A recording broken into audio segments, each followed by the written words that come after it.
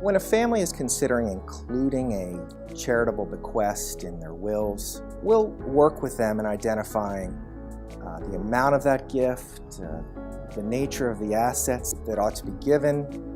But one thing the family really needs to determine for itself is what their intention is once the gift is in the charity's hands. How do they want the charity to use that gift?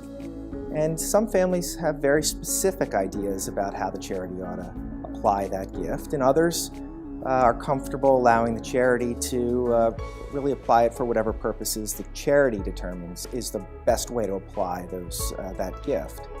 In general, it's most helpful for both the charities, and it's most helpful for ensuring that the gift can be put to good use if the family is conscious of the need for flexibility, conscious of the need that the charity may have to respond to circumstances in the future that simply can't be anticipated now by the family, by the advisor, or even by the charity. And so to the extent that there is flexibility built into that gift for the charity to react to those new circumstances, maybe by saying, this is what I'd like to have happen, but I don't require it to happen, that may be the best way to structure that gift to ensure that those dollars are really put to the best use.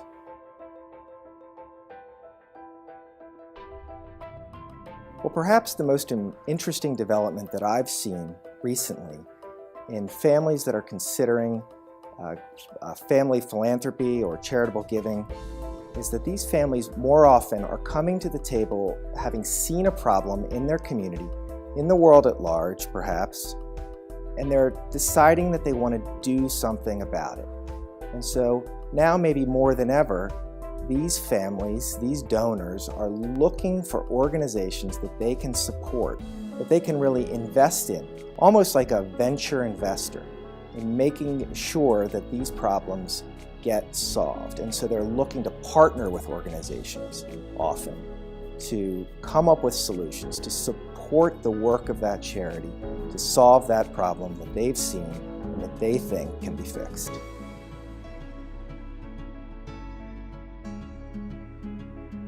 There are many ways for a family, a donor, to give to charity.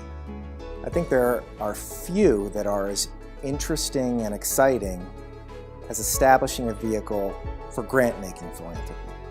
Historically, this has been the province of only those families that have established private foundations. Now, far more often, families can establish donor-advised funds at community foundations and engage in the same substance of grant-making philanthropy that a family that has a private foundation can enjoy.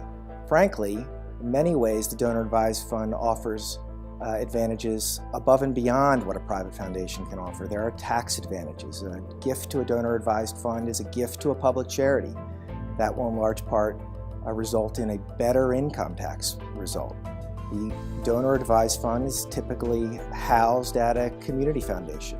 The family who opens a donor-advised fund can enjoy the support of the staff and the resources that the community foundation offers.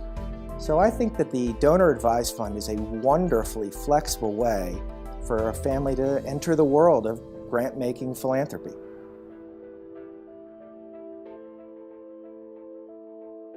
The first thing they have to determine is to what extent they can make a gift, what they're comfortable giving.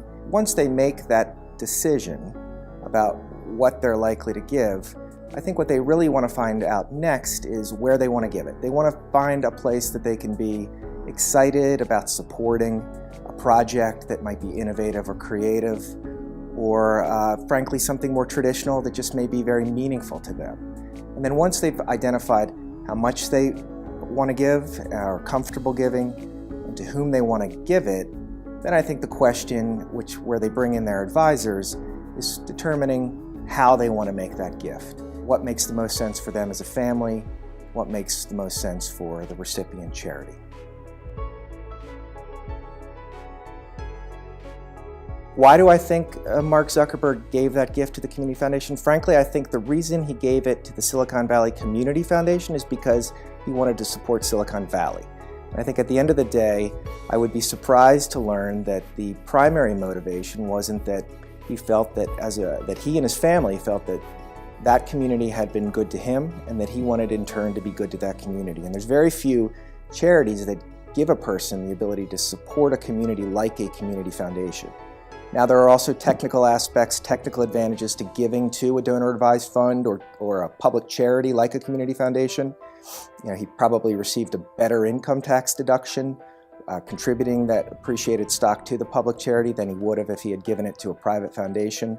Those things matter, but I would be surprised to learn that the principal motivation wasn't the desire to do something good for that community. A family's balance sheet may be simple and consist primarily of cash and marketable securities and maybe the home they live in, or they might look down at their balance sheet and see that it's more complicated. It may include things like closely held business interests, interests in commercial property, private equity interests.